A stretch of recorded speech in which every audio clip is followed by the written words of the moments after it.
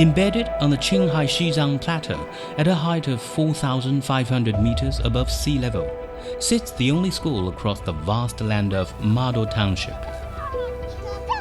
The herders' children here live a life far away from the tech-linked world. You sit there quietly, listening to the sound of cattle grazing. It's such a delightful feeling. But they all long to wander into the unknown world. I want to go to Beijing and Shenzhen. The place has one of the longest winter seasons and temperatures that can drop to minus 40 degrees Celsius. I could have died due to altitude sickness and carbon monoxide poisoning. Join us to visit the school next to the headwater of the Yellow River and hear the story of love and hope, courage and devotion in the second episode of our 12-part series, The Yellow River Mosaic, Growing Up at the Headwater.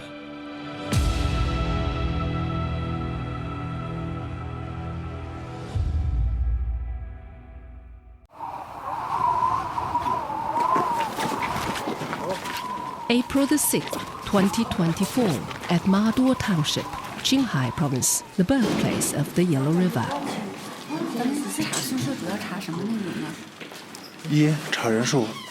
Yes, we check the dorms to make sure that everyone is okay and the fire is out. Otherwise, there is the risk of monoxide poisoning. I routinely check the dormitories 3 times throughout the night, just in case. 28-year-old Cang Duozirin is the caregiver.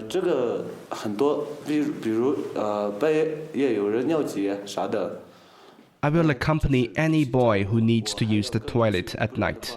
The weather is capricious, and that means the road lights are not reliable. I must make sure the kids don't slip and fall when they go to the bathroom.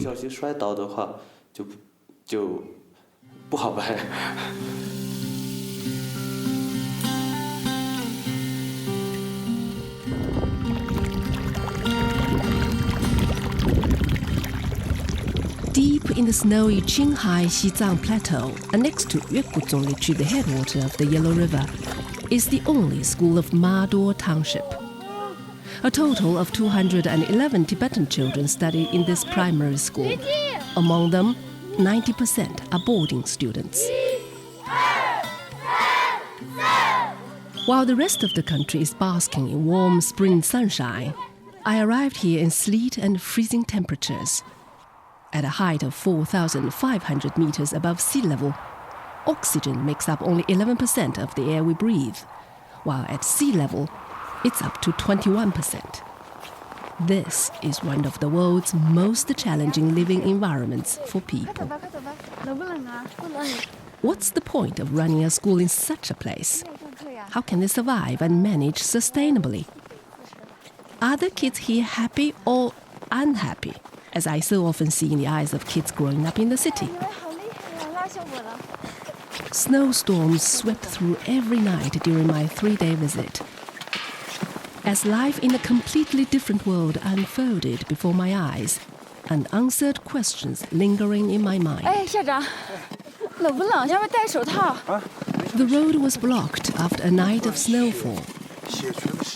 Gonga, the headmaster, was clearing the way so that some 20 day students, those who returned home in the evening, could get into the school. The kids were shy and cheerful. Some struggled to find the right words to talk to me in Chinese, sniffling loudly in the cold weather. Soon I began to gasp for air because of a lack of oxygen. The children just kept on running to the classroom, giggling.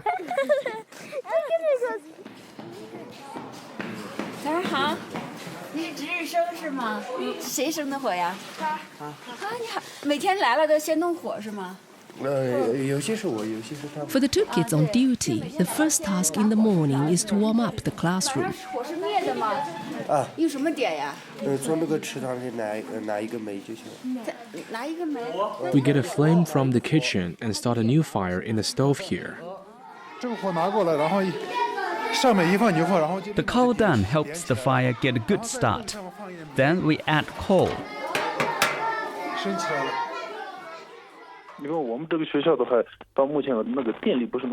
Power shortages are the biggest problem. Electricity is generated by solar energy, but the harsh weather means it's always in short supply. Wi-Fi was installed last year, but is accessible only when there's power. The school is also equipped with computers, but they cannot use them for the same reason. The solar energy stored is utilized in an extremely careful manner. To save power, the teachers blow a whistle instead of ringing a bell to summon the kids to class.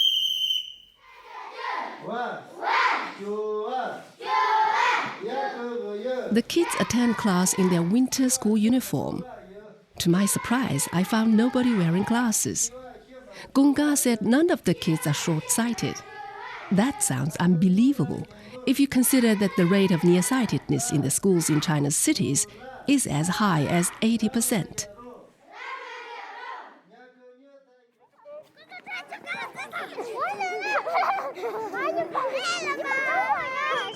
The kids were playing a five-a-side football pitch. The school covers an area the size of about 5 football grounds. From the campus, I could see beautiful snow-capped mountains.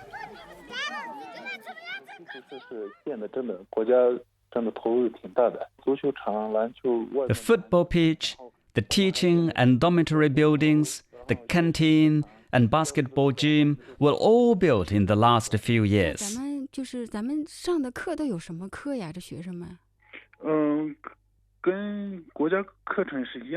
All subjects are taught here according to the national curriculum, plus the Tibetan language.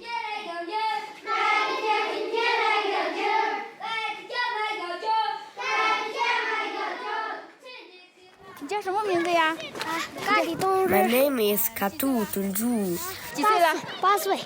I'm 8 years old, in grade 1.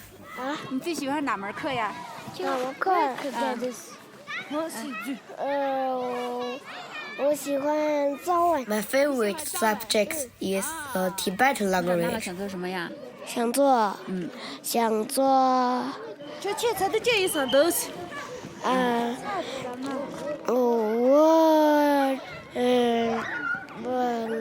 窃听中国。He told me he wants to become a driver when he grows up. 对，我叫西毛龙吧。西毛龙吧。藏语怎么说呀？西毛龙吧。 Among all the kids I talked with, 14-year-old Chamalumba was the most fluent in Chinese. Her aim is to pass the entrance exam to attend the branch school of Minzu University in Haidong City in northeast Qinghai. I told my parents when I grow up, I would definitely want to find a good job and make a lot of money so that I can take them to visit many places. Gunga said the kids between 7 and 16 years old are all from herders' families. Many of their parents didn't get much of an education, but they're eager to send their kids to school. 经常跟我聊天，老师，现在的这个时代的话，放个牧。 They say nowadays nothing is possible without knowledge and basic communication skills, like going shopping in cities, seeing a doctor, using a phone, or even still working as a herdsman.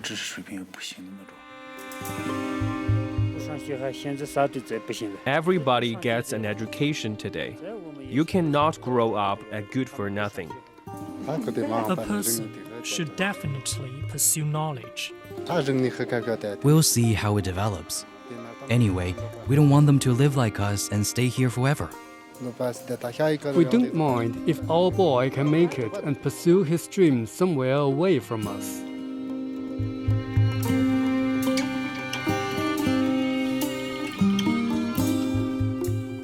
Mado Township has a nomadic herdsman population of nearly 6,000. Herding yaks and cattle traditionally for generations, They scatter across a vast land of some 13,000 square kilometers, an area almost the size of New York State. The population density is 2 people per square kilometer. In 2012, a few short-staffed village schools in Mado merged, and the students and teachers moved here to integrate into the township primary school. These kids come from 16 communities across Mado.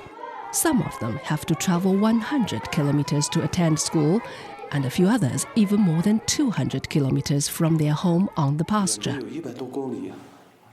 I asked Tsang Do-Tsrin, the kids' caregiver, what 100 kilometers mean in this place. It means it's very, very far. You use like 2 hours at most to drive 100 kilometers in the county. Here, it takes you at least 4 or even 5 hours due to the poor road conditions.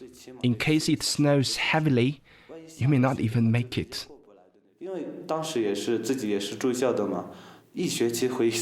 I attended boarding school in the county when I was a kid, and went back home only when a semester was over. My parents picked me up on a motorcycle. It was super cold. Your whole body quickly went numb. It's only because we live too far away. Not that your parents don't love or care about you. They simply have no choice. 6th grader Chamalomba said it's okay if she cannot make it home for a week. But if it's 2 weeks in a row, I would feel lonely. Especially when my schoolmates go back home at the weekend. Then I start to miss home. Sometimes I would cry. Tsang Do-Tsrin said since he used to be a boarder himself, he could feel her pain. That's why I care so much about these kids. I know how much it hurts.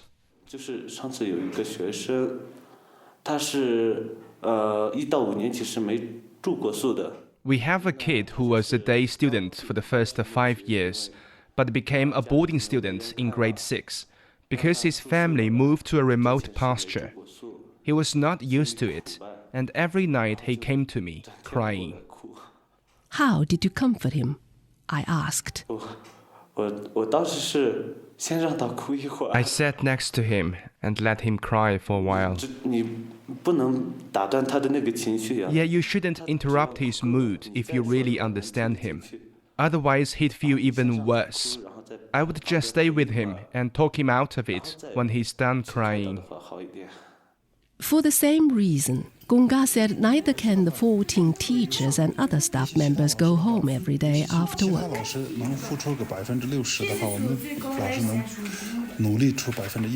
They all give 120% at work. Each teaches 20 to 30 class hours every week.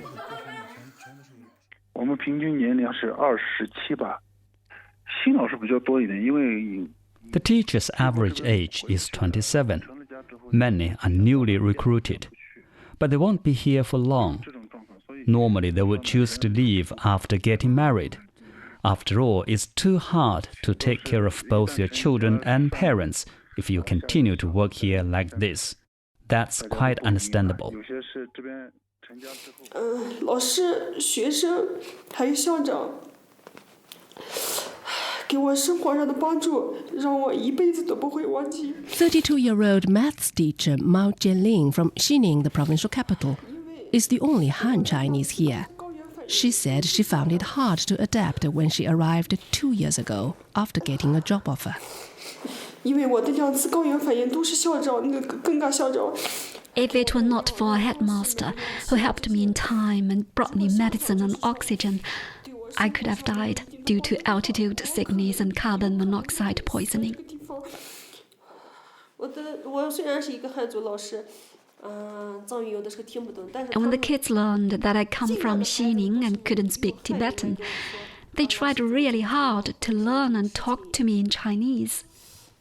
就是中午休息的时间，他们会来中午的时候，他们都会来我宿舍。老师，我跟你 They would come to my dormitory and stay with me for quite a while and ask, "Are you used to living here? Have you caught a cold? Do you miss home?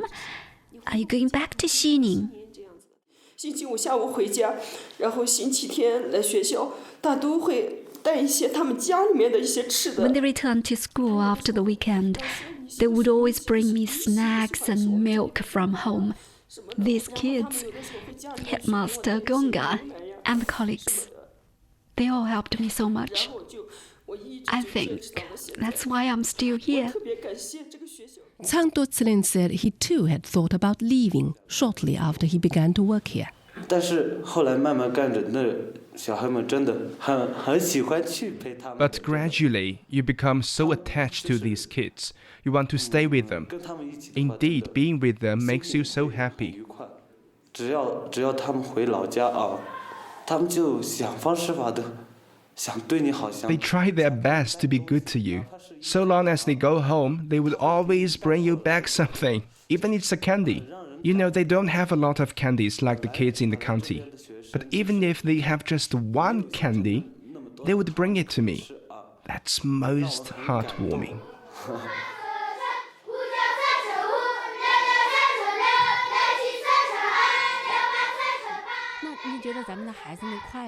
Are the kids happy?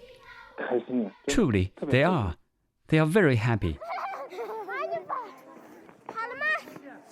When it's not snowing, Gunga and the teachers join the kids for jogging at 6 in the morning. After school, the campus becomes a wonderland of excitement and joy. The kids and teachers, everybody is here, participating in ball games, traditional rope skipping, which I enjoyed a lot as a kid myself, and exclusively for them, Guo Zhuangwu, the traditional singing and dancing of the Tibetan people.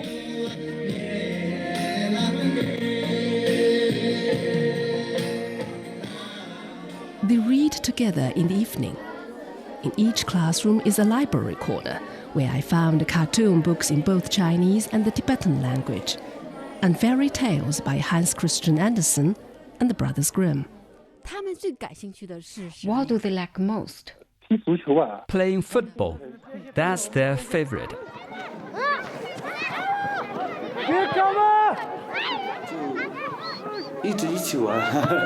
Boys and girls, the pupils and teachers, Zhang Duoцilin said they always play together after homework is done.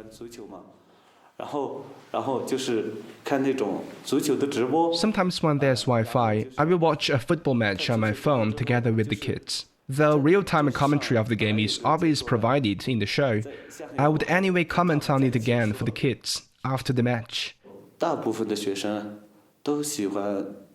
Most of us are fans of Lionel Messi.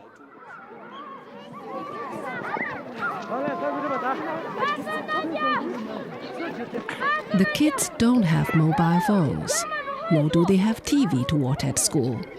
Their connection with the outside world is their teachers' and parents' phones and TV at home when the signal is good on their family pasture. If weather permits, they go back home during the weekend. It's true, I'm not kidding. Seeing I looked surprised, Chamalumpa told me again what she does to help at home. I wash dishes and help my parents wash their hair and feet. Sometimes I help herd the cattle and yaks. It's not a tough job, so long as they don't run off to our neighbor's pasture. I'll pick wildflowers while I let them graze on grass. You can do whatever you want.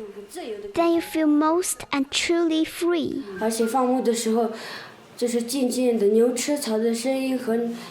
You sit there quietly, listening to the sound of cattle grazing, the running creek in the spring, and the birds chirping peacefully. You just keep on listening, just like that. It's such a delightful feeling.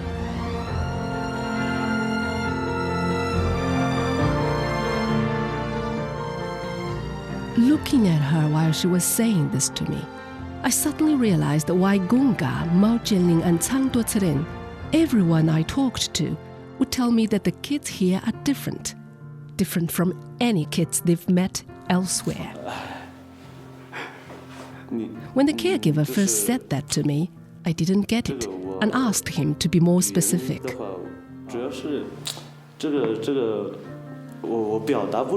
don't know how to explain. It's beyond words, not even in the Tibetan language. But if you look into their eyes, you will understand. The only thing you see is purity and innocence. Yes, he is right. I see in their eyes the pure sky of the Qinghai-Xizang Plateau.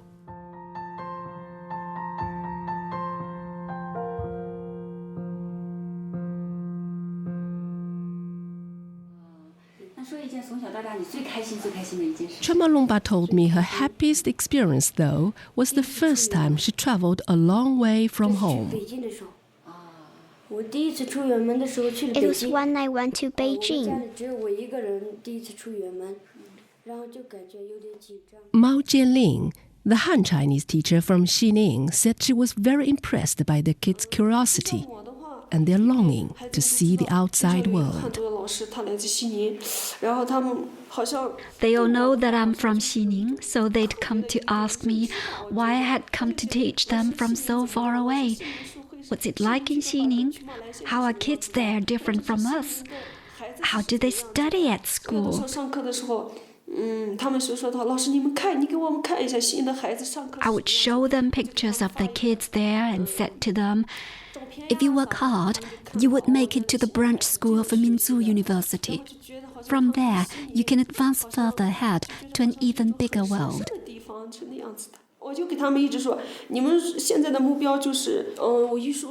I think to them, the branch school is now the biggest goal, and Xining is the farthest, their holy land. Like New York and London to many Western country kids, I guess. 最想去哪里？告诉阿姨。西宁。I want to go to 西宁。我想去北京和深圳。I want to go to 北京 and 深圳。三亚。先把出门来考题。北京、上海，就是看看那边的风景怎样。我长大了想做一个老师。I want to become a teacher to help other kids. 想做什么呀？社会人。I want to become a doctor.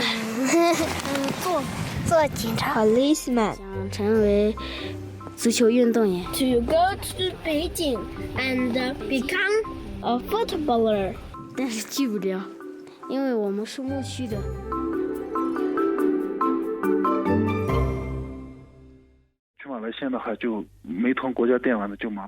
Mado is now the only township without dependable electricity supply in the county. The headmaster said a stable power supply service is expected to be provided soon. Yeah, I'm ready. We are fully prepared for the day. With a reliable power supply and internet access, we'll be able to launch web-based multimedia teaching so that the kids will be able to obtain lessons and lectures given by teachers in other places, such as Xining.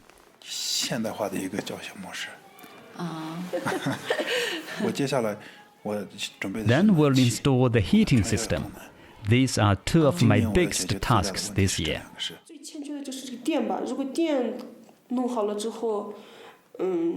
Both teaching and learning will be greatly enhanced if multimedia teaching is used here. Our gap with the outside world will be significantly narrowed. Though many of the teachers and caregivers want the kids to reap the benefits of connection and conveniences brought by the tech-linked world, I noticed a hint of concern and a hope that the most precious thing to their hearts will remain intact. Cang Duociren said when he attended primary school in the county, he was addicted to internet gaming. We were too young to control ourselves and often played truant to go to the internet bars. We don't have such children here. 其实也挺好的，这个，我觉得啊。It's not a bad thing to touch these things at a later age when you are better at controlling yourself.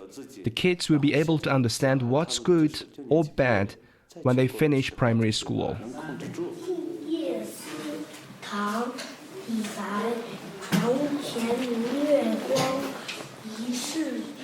Qinghai-Xizang, who has taught them Chinese for 2 years, said the internet has its pros and cons. 就是这里的自然条件确实比起那边的话是比较恶劣的，但是哪怕是 Though we live in a harsh natural environment, the kids are honest and kind-hearted. They know little about the sophisticated outside world and thus have a quality that's rarely found in those growing up in urban areas. 我们都知道网上的这些信息有好有坏嘛。如果他们能学到这种好， I hope they'll keep it all always. I hope they will learn good and keep evil away. And when modern technology makes its way to the plateau and the ancient way of life and brings people closer to the bigger world, will they, the teachers, stay longer, I wonder? Zhang Duozilen told me he has no plans to leave for now. I still want to work here and keep the kids company. Do you have a sense of achievement working here? I asked. He thought for a moment.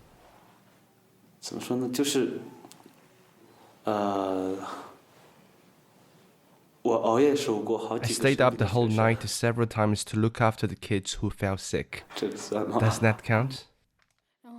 Qinghai-Xizang said teachers keep coming and leaving the school all the time. It will be good for the kids if we stay and teach them uninterrupted from grade 1 to 6. I'm determined to hold on unless there are big changes in my life. If I get sick, then I don't know.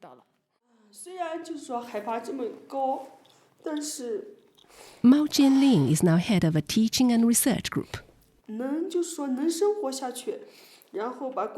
If you can survive and do a good job in this place, it's worthwhile.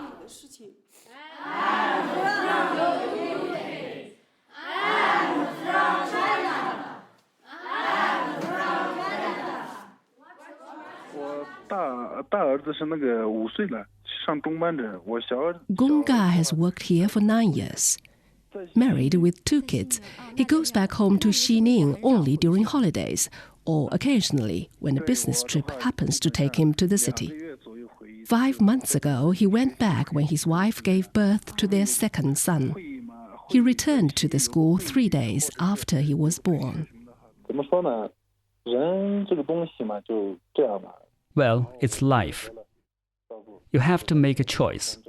I want these kids here to have a good childhood.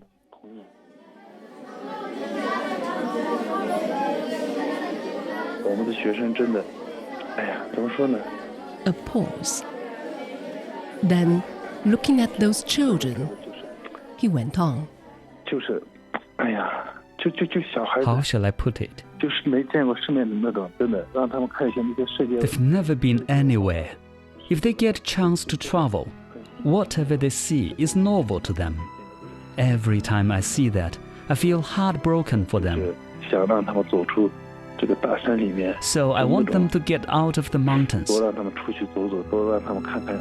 I want them to travel and see the world.